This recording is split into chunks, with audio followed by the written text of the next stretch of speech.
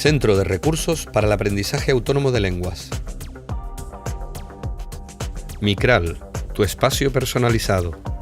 En este vídeo te mostraremos el funcionamiento de Micral, tu espacio personalizado del Centro de Recursos para el Aprendizaje Autónomo de Lenguas.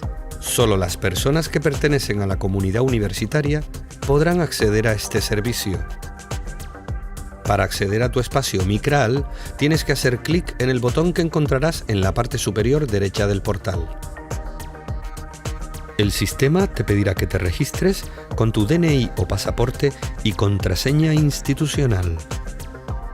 Sabrás que te has registrado correctamente porque al lado del botón aparecerá tu nombre completo.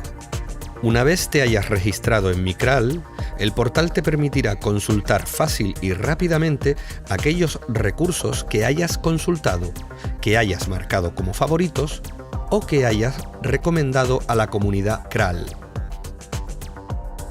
Podrás ver el listado de recursos que has marcado como favoritos.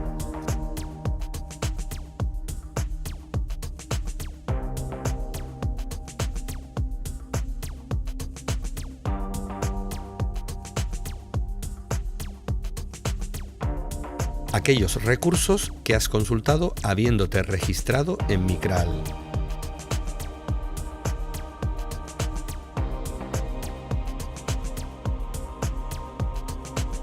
Aquellos recursos que hayas recomendado a la comunidad CRAL.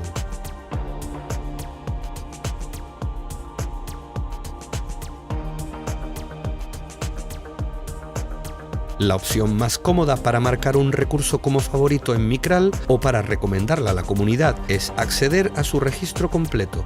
Tan solo tendrás que pinchar en los botones Recurso recomendado o Añadir a mis favoritos. Si quieres dejar de recomendar un recurso o de tenerlo en tu lista de favoritos, basta con que desmarques el botón.